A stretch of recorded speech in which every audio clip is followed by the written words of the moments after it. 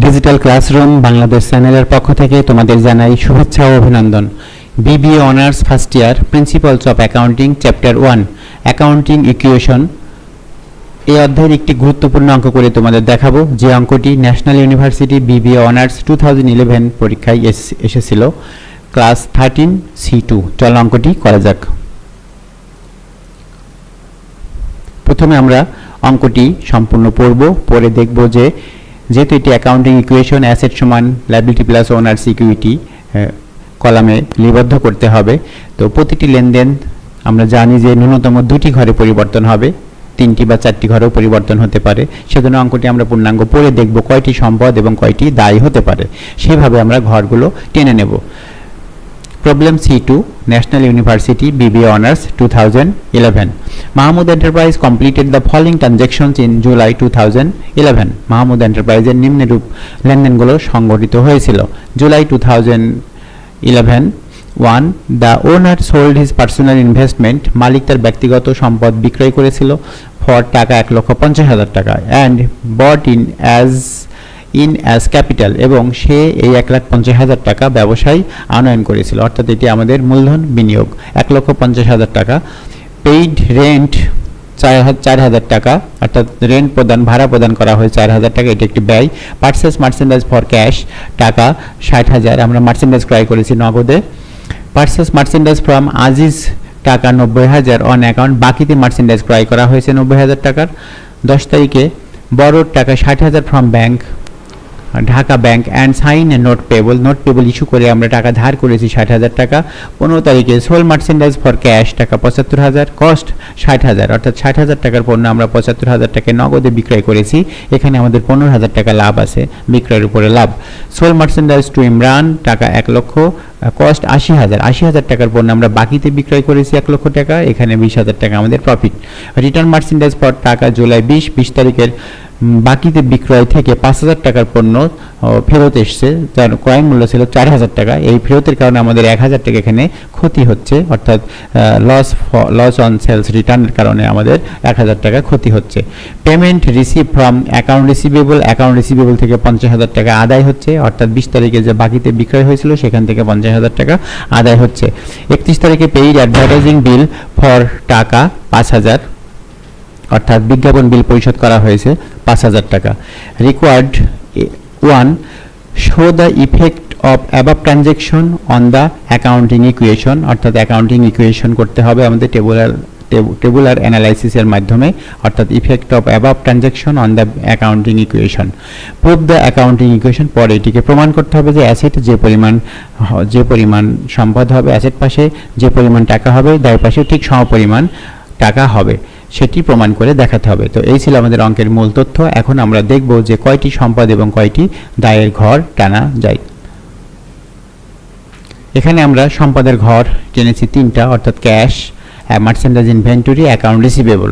প্রথমে date, asset পাশে 3টি কলাম, টাকার ঘর 3টি, cash, merchandise inventory, account receivable, এবং দায় পাশে টাকার ঘর 3টি, অ্যাকাউন্ট পেয়েবল, নোটস পেয়েবল এবং মার্চেন্ডাইজ বা মেহেদিস ক্যাপিটাল, অর্থাৎ মেহেদিস ক্যাপিটাল। যেহেতু এখানে লায়াবিলিটি প্লাস ওনার্স ইকুইটি, এখানে লায়াবিলিটি হচ্ছে 2টি, আউটসাইড লায়াবিলিটি 2টি এবং ওনার্স ইকুইটি হচ্ছে এখানে 1টি। আমরা জানি সকল প্রকার আয় হলে ক্যাপিটালে যোগ হয় আর ব্যয় হলে ক্যাপিটালে বিয়োগ হয়। আমরা ভিডিও ক্লাস, অর্থাৎ পূর্বের ভিডিও ক্লাসে বলেছিলাম যে এই জাতীয় অঙ্কগুলো 2টি নিয়মে করা হয়, একটি হচ্ছে পিরিয়ডিক্যাল নিয়ম আর একটি হচ্ছে পারপেচুয়াল নিয়ম।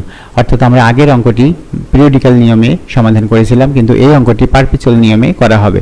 যেহেতু পণ্য বাকিতে বিক্রয় করা হয়েছে, যখন ক্যাশে বিক্রয় করা হয়েছে, অর্থাৎ 60,000 টাকার পণ্য 75,000 টাকা বিক্রয় করা হয়েছে, সেখানে আমাদের 15,000 টাকা লাভের একটা বিষয় আছে। সেইটা আমরা আগের ভিডিও ক্লাসে সেই লাভের অংশটি আমরা শো না করে সরাসরি বিক্রয়ের যে পরিমাণ সেটি আমরা ব্যবহার করেছিলাম, কিন্তু এইখানে আমরা পারপেচুয়াল নামে অঙ্কটা করব, অর্থাৎ বিক্রয়জনিত যে লাভগুলো সেটি আমরা ক্যাপিটালের সাথে যোগ করব এবং বিক্রয়জনিত যে ক্ষতিগুলো সেগুলো আমরা ক্যাপিটাল থেকে বিয়োগ করব। তো চলো দেখা যাক কিভাবে অঙ্কটি সমাধান করা যায়। প্রথমে ডেট 2011 জুলাই 1, 1 তারিখে জুলাই 1-এ 1,50,000 টাকা মালিক বিনিয়োগ করেছে। এই লেনদেনটি, এটি একটি লেনদেন, এই লেনদেনটি অ্যাকাউন্টিং ইকুয়েশনে দুই জায়গায় প্রভাব পড়বে। একদিকে নগদ টাকা ব্যবসার বাড়ছে 1,50,000 টাকা, অন্যদিকে মালিকের ব্যবসা প্রতিষ্ঠান মালিকের কাছে 1,50,000 টাকা ঋণী হয়ে থাকছে। অর্থাৎ একদিকে সম্পদ বৃদ্ধি পাচ্ছে, আরেকদিকে দায় বৃদ্ধি পাচ্ছে। যেহেতু মালিক এবং ব্যবসা প্রতিষ্ঠান পৃথক সত্তার অধিকারী, মালিক ব্যবসা করার জন্য, মালিক তার নিজের ব্যবসা পরিচালনার জন্য ব্যবসা প্রতিষ্ঠানে যে বিনিয়োগ করেছে, সেই বিনিয়োগ একদিকে ব্যবসা প্রতিষ্ঠানের সম্পদ বৃদ্ধি পাচ্ছে, আরেকদিকে ব্যবসা প্রতিষ্ঠানের দায় বৃদ্ধি পাচ্ছে। অর্থাৎ আমরা জানি অ্যাকাউন্টিং ইকুয়েশনে যে পরিমাণ সম্পদ একটা ব্যবসা প্রতিষ্ঠানে থাকে, ঠিক সমপরিমাণ দায় একটা ব্যবসা প্রতিষ্ঠানে থাকে, এবং এই সমতা সবসময় বিধান করে চলে। সেজন্য আমরা অ্যাকাউন্টিং ইকুয়েশনের একটি সূত্র সবসময় আমরা এটি ব্যবহার করি, অ্যাসেট সমান লায়াবিলিটি প্লাস ওনার্স ইকুইটি। তো এটা একদিকে ক্যাশ বৃদ্ধি পাবে, আরেকদিকে দায় বৃদ্ধি পাবে। আমরা সেটা লিখেছি, ক্যাশের ঘরে প্লাস 1,50,000 টাকা এবং ক্যাপিটালের ঘরে প্লাস 1,50,000 টাকা, এবং পাশে নাম লিখতে হবে এখানে ইনভেস্টমেন্ট। এইটি আসলে এখানে লেখাটা উজ্জ্বল হয়ে গেছে, তো এখানে লিখতে হবে ইনভেস্টমেন্ট। এরপরে 3 নম্বর আইটেম বা জুলাই 3 তারিখে পেইড রেন্ট টাকা 4,000, এটি একটি ব্যয়। ব্যয় হলে আমরা জানি আগে ক্যাপিটাল মাইনাস করতে হয়, এবং এটি নগদে প্রদান করা হয়েছে, সেজন্য ক্যাশে মাইনাস। সেজন্য আমরা এখানে 3 নম্বর আইটেম এখানে লিখেছি ক্যাশে মাইনাস 4,000, ক্যাপিটাল মাইনাস 4,000। ব্যয় হলে ক্যাপিটালে মাইনাস, আয় হলে ক্যাপিটালে প্লাস, এই কথাটি আগে মনে রাখতে হবে। এবং এই ব্যয়টি নগদে প্রদান করা হলো না বাকিতে প্রদান করা হলো, সেটি পরে প্রশ্ন করতে হবে। যেহেতু এটি নগদে প্রদান করা হয়েছে, এজন্য ক্যাশে মাইনাস। আর আমি আগেই বলেছি যে এই পাশে যদি মাইনাস হয় তাহলে ওই পাশেও মাইনাস হবে, এই পাশে যদি প্লাস হয় ওই পাশেও প্লাস হবে। আর যখনই ক্যাপিটাল ঘরে বসবে তখনই তার পাশে কেন ব্যয়টি হলো বা আয়টি হলো তার কারণটি লিখতে হবে। এটি যেহেতু রেন্ট বাবদ আমরা ব্যয় করেছি, সেজন্য আমরা এখানে লিখেছি rent expense, paid rent expense, শুধু রেন্ট এক্সপেন্স লিখলেই হবে। এরপরে আমরা এটা ব্যালেন্স করব, অর্থাৎ 1,50,000 টাকা থেকে 4,000 বিয়োগ করলে হবে 1,46,000। এখানেও 1,50,000 থেকে 4,000 বিয়োগ করলে 1,46,000। এরপরে আমরা দেখব পরের লেনদেন, অর্থাৎ পরের লেনদেন 4 তারিখ, পারচেস মার্চেন্ডাইজ ফর ক্যাশ 60,000। অর্থাৎ মার্চেন্ডাইজ আমরা এটা ক্রয় করেছি, এটা পারপেচুয়াল নিয়মে যেহেতু আমরা ক্রয় করেছি, পারপেচুয়াল নিয়ম অঙ্ক করার সময় আমরা ব্যবহার করব, সেজন্য আমরা অ্যাসেট পাশে পারপেচুয়াল নামে একটা ঘর টেনেছি। অর্থাৎ যখনই মার্চেন্ডাইজ ক্রয় করব তখন মার্চেন্ডাইজের ঘরে এটা এসে জমা হবে।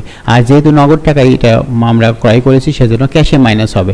সেজন্য এই দুটি জায়গায় পরিবর্তন হবে, এবং দুটি পরিবর্তনই অ্যাসেটের মধ্যে হবে।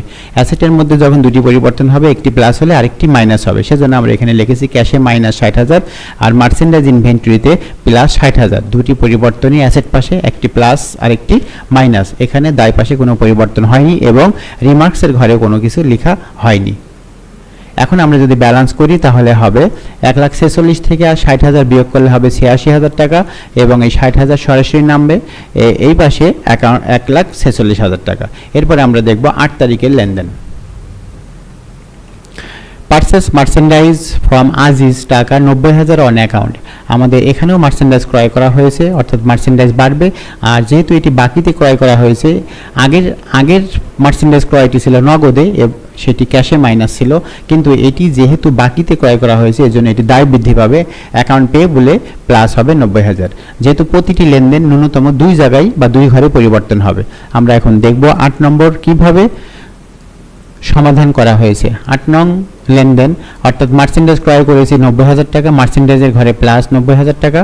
আর যেহেতু এটা বাকিতে ক্রয় করা হয়েছে, দায় বৃদ্ধি পাবে, ব্যবসা প্রতিষ্ঠান যার কাছ থেকে ক্রয় করেছি তার কাছে ঋণী 90,000 টাকা। সেজন্য এই পাশে প্লাস 90,000 অ্যাসেট পাশে, এবং দায় পাশেও প্লাস 90,000।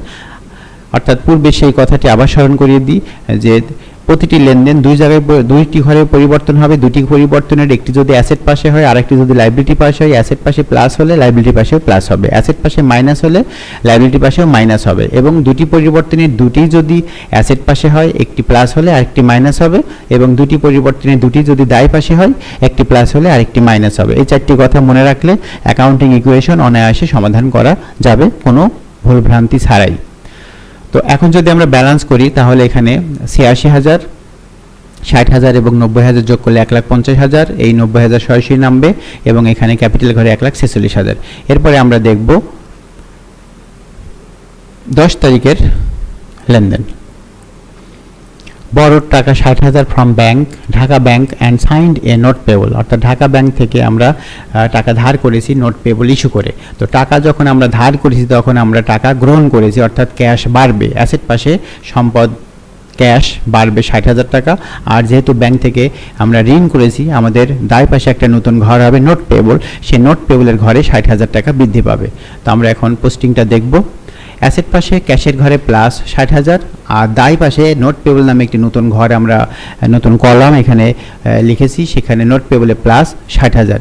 যেহেতু ক্যাপিটাল ঘরে বসেনি সেজন্য পাশে নাম হবে না। এখন যদি আমরা এটা ব্যালেন্স করি তাহলে ক্যাশের ঘরে 1,46,000, মার্চেন্ডাইজ ইনভেন্টরি এর ঘরে 1,50,000, accounts payable 90,000, notes payable 60,000, capital 1,46,000। এরপরে আমরা দেখব 15 তারিখ। সোল মার্চেন্ডাইজ ফর ক্যাশ টাকা 75,000, কস্ট টাকা 60,000। 60,000 টাকার পণ্য আমরা 75,000 টাকায় বিক্রয় করেছি, এখানে আমাদের 15,000 টাকা লাভ হয়েছে। অর্থাৎ আমরা এই লেনদেনটি, এটা হচ্ছে পারপিচুয়াল নিয়মে, অর্থাৎ যখনই পণ্য বিক্রয় হবে তখন তার ক্রয় মূল্য উল্লেখ থাকে এবং সেটি যদি আমরা বিবেচনা করি সেটি পারপিচুয়াল নিয়মে এটি পোস্টিং দিতে হয়। তো সেই ক্ষেত্রে আমরা এখন যদি মার্চেন্ডাইজের হিসাবটা গণনা করি এবং আমরা বিক্রয় করেছি 75,000 টাকায়, মার্চেন্ডাইজ কস্ট ছিল 60,000 টাকা, এখানে আমাদের 15,000 টাকা লাভ হয়েছে, সেজন্য আমরা এখানে বিক্রয় করেছি 75,000 টাকায় 15 তারিখে, 75,000 টাকা নগদ ঘরে ক্যাশের ঘরে প্লাস 75,000 টাকা, 60,000 টাকার পণ্য আমাদের বিক্রয় করেছি 60,000 টাকার পণ্য আমাদের মার্চেন্ডাইজ ইনভেন্টরি থেকে কমে যাবে, অর্থাৎ এখানে মাইনাস 60,000 টাকা। আর এই দুটি লেনদেনের এই দুটি আইটেমের মধ্যে আমাদের 15,000 টাকার একটা ডিস্টেন্স হচ্ছে, সেটি আমাদের লাভ, অর্থাৎ ক্যাপিটাল ঘরে প্লাস 15,000 টাকা। অর্থাৎ আমরা যদি এখন এটা অ্যাডজাস্ট করি 75 থেকে 60 বিয়োগ করলে এখানে প্লাস 15,000 থাকে, এই পাশেও প্লাস 15,000, আর এটির নাম হবে প্রফিট অন সেলস। এখন যদি আমরা এটি পারপিচুয়াল নিয়মের ক্ষেত্রে এইভাবে পোস্টিংটা দেওয়া হলো, আর যদি পিরিয়ডিক্যাল হতো তাহলে এখানে 60,000 টাকা বিবেচনা না নিয়ে একবারে 75,000 টাকা আয় হিসাবে আমরা ক্যাপিটাল ঘরে লিখতে পারতাম, যা প্রিভিয়াস ক্লাসে আমরা করেছি। এখন যদি আমরা এটিকে ব্যালেন্স করি তাহলে 2,21,000 টাকা, 90,000, অর্থাৎ 1,50,000 থেকে 60 বিয়োগ করলে 90,000 টাকা, অ্যাকাউন্ট পেয়েবলে থাকবে 90,000 টাকা, নোট পেয়েবলে প্লাস 60,000 টাকা, ক্যাপিটালে প্লাস 1,61,000 টাকা। এরপরের লেনদেন আমরা দেখব, অর্থাৎ 20 তারিখে সোল মার্চেন্ডাইজ টু ইমরান টাকা 1 লাখ, কস্ট 80,000, অর্থাৎ 80,000 টাকার পণ্য আমরা বাকিতে বিক্রয় করেছি 1 লক্ষ টাকায়, এখানেও আমাদের 20,000 টাকা, যেহেতু পারপিচুয়াল নিয়মে আমরা যদি এটি সমাধান করি তাহলে এখানে আমাদের লাভ হচ্ছে 20,000 টাকা, আর 80,000 টাকার পণ্য আমাদের কমে যাবে, মার্চেন্ডাইজ কমে যাবে, আর 1 লক্ষ টাকা আমাদের বিক্রয় হয়েছে। যেহেতু এটি নগদ না হয়ে একটু ইমরানের কাছে বিক্রয় করা হয়েছে বাকিতে, সেজন্য এখানে অ্যাকাউন্ট রিসিভেবল নামে নতুন একটি কলাম হবে, অর্থাৎ আমরা এখানে নতুন একটি কলামের নাম লিখব অ্যাকাউন্ট রিসিভেবল। অ্যাকাউন্ট রিসিভেবলে প্লাস 1 লক্ষ টাকা, আর এখানে মার্চেন্ডাইজ এখানে মাইনাস, অর্থাৎ ব্র্যাকেটে হবে 80,000 টাকা, ব্র্যাকেট মাইনাস হলে আমরা এখানে ব্র্যাকেট ব্যবহার করছি, এটা আসলে ব্র্যাকেটটা ওঠেনি, এখানে ব্র্যাকেট 80,000, এখানে আমাদের 20,000 টাকা লাভ, অর্থাৎ ক্যাপিটালে প্লাস 20,000 টাকা। এই 20,000 টাকা যদি যোগ করি, আমরা এখন যদি ব্যালেন্স করি তাহলে 2,21,000 টাকা, 80,000 বাদ দিলে হবে এটা মাইনাস হবে, অর্থাৎ 10,000 টাকা, 1 লক্ষ টাকা অ্যাকাউন্ট রিসিভেবলে, অ্যাকাউন্ট পেয়েবলে 90,000, নোটস পেয়েবলে 60,000, ক্যাপিটালে 20,000 যোগ করলে 1,81,000। এটিও পাশে রিমার্কসের নাম লিখতে হবে প্রফিট অন সেলস। এরপরে লেনদেন 25 তারিখ, return merchandise sold on July 20 টাকা 5,000, কস্ট 4,000, অর্থাৎ আমরা যে 1 লাখ টাকার ইমরানের কাছে পণ্য বাকিতে বিক্রয় করেছিলাম সেখান থেকে 5,000 টাকার পণ্য, বাকির পণ্য ফেরত এসেছে, যার ক্রয় মূল্য ছিল 4,000 টাকা। যেহেতু পণ্য ফেরত এসেছে সেহেতু এটা আমাদের মার্চেন্ডাইজ এখন যোগ হবে 4,000 টাকা, অ্যাকাউন্ট রিসিভেবলে মাইনাস হবে 5,000 টাকা, আর ফেরতের কারণে আমাদের 1,000 টাকা লস হবে, সেটি আমরা ক্যাপিটালে মাইনাস করব। তো চলো দেখা যাক কীভাবে এটি পোস্টিং দেওয়া হয়েছে। 25 তারিখে মার্চেন্ডাইজ ফেরত এসেছে 4,000 টাকার, মার্চেন্ডাইজে প্লাস 4,000 টাকা, আর যেহেতু বাকির পণ্য ফেরত এসেছে সেজন্য অ্যাকাউন্ট রিসিভেবলে মাইনাস 5,000, আর এই ফেরতের কারণে আমাদের পূর্বের লাভের থেকে আমাদের 1,000 টাকা লাভ কমে যাবে, সেজন্য এটি লস হবে 1,000 টাকা, অর্থাৎ লস অন সেলস রিটার্ন। এখন যদি এটি ব্যালেন্স করি তাহলে 2,10,000 টাকা, 4,000 যোগ করলে 14,000 টাকা, 5,000 বিয়োগ করলে 95,000 টাকা, এখানে 90,000 টাকা, এখানে 60,000 টাকা, আর ক্যাপিটালে থাকবে 1,80,000 টাকা। এরপরে 30 তারিখ, payment receive from account receivable টাকা 50,000, অর্থাৎ 50,000 টাকা থেকে 50,000 টাকা আমরা পেমেন্ট গ্রহণ করলাম, অর্থাৎ আমরা 20 তারিখে যে বাকি প্রদান করেছিলাম ইমরানকে সেইখান থেকে টাকা আদায় হলো 50,000 টাকা। আদায় করলে টাকা বাড়বে, অর্থাৎ ক্যাশে প্লাস, আর কোথা থেকে পেয়েছি? অ্যাকাউন্ট রিসিভেবল থেকে পেয়েছি, সেজন্য আমাদের ক্যাশে প্লাস 50,000 আর অ্যাকাউন্ট রিসিভেবলে মাইনাস 50,000। দুটি পরিবর্তনে দুটি অ্যাসেট পাশে হয়েছে, একটি প্লাস হলে আরেকটি মাইনাস হবে, অর্থাৎ দায় পাশে কোনো পরিবর্তন হবে না। এখন যদি আমরা আবার ব্যালেন্স করি তাহলে হবে 2,71,000, আর মার্চেন্ডাইজ ইনভেন্টরিতে 14,000, এখানে 95 থেকে 50 বাদ দিলে অ্যাকাউন্ট রিসিভেবলে 45,000, এটি মাঝে সমান চিহ্ন, অ্যাকাউন্টস পেয়েবলে 90,000, নোটস পেয়েবলে 60,000, আর মেহেদিস ক্যাপিটালে এখানে 1,80,000। আমাদের লাস্ট এন্ট্রি 31 তারিখে পেইড অ্যাডভার্টাইজিং বিল টাকা 5,000 টাকা বিজ্ঞাপন বিল পরিশোধ করা হয়েছে, অর্থাৎ এটি একটি ব্যয়। ব্যয় হলে আমরা জানি ক্যাপিটাল মাইনাস হয়, কারণ ব্যয়ের কোনো এখানে কলাম নেই, এখানে কলাম আছে অ্যাসেট এবং লাইবিলিটি, দুটি পক্ষ, অ্যাসেট পাশে তিনটি সম্পদ এবং দায় পাশে তিনটি দায়, কিন্তু ব্যয়ের কোনো কলাম না থাকার কারণে আমরা জানি আয় এবং ব্যয় ক্যাপিটালের সাথে সম্পৃক্ত, কারণ আয় ব্যয়ের পার্থক্য নিট ইনকাম হবে। নিট ইনকাম আমরা জানি সবসময় ক্যাপিটালের সাথে যোগ করতে হয়, নিট লস ক্যাপিটাল থেকে বিয়োগ করতে হয়, সেই রেফারেন্সে বিজ্ঞাপন ব্যয়টা ক্যাপিটাল থেকে বাদ যাবে। আমরা এখন দেখব কিভাবে এটি পোস্টিং দেওয়া হয়েছে, অর্থাৎ আমি আগেই বলেছি যে কোনো ব্যয় হলে আগে ক্যাপিটাল মাইনাস 5,000 টাকা, যেহেতু এটি ক্যাশে প্রদান করা হয়েছে আমাদের ক্যাশ কমে যাবে, ক্যাশে মাইনাস 5,000। এখন আমরা এটি পাশে যেহেতু ক্যাপিটালে বসেছে সেজন্য পাশে নাম লিখতে হবে অ্যাডভার্টাইজিং এক্সপেন্স। এখন যদি আমরা এটা ব্যালেন্স করি তাহলে ক্যাশে হবে 2,00,000 প্লাস 2,66,000, মার্চেন্ডাইজে হবে 14,000 প্লাস, অ্যাকাউন্ট রিসিভেবলে হবে 45,000 টাকা, অ্যাকাউন্টস পেয়েবলে প্লাস 90,000, নোটস পেয়েবলে প্লাস 60,000, আর মেহেদিস ক্যাপিটালে হবে 1,75,000 টাকা। এই ছিল আমাদের অ্যাকাউন্টিং ইকুয়েশনের লেনদেনগুলো ইফেক্ট অনুযায়ী পোস্টিং।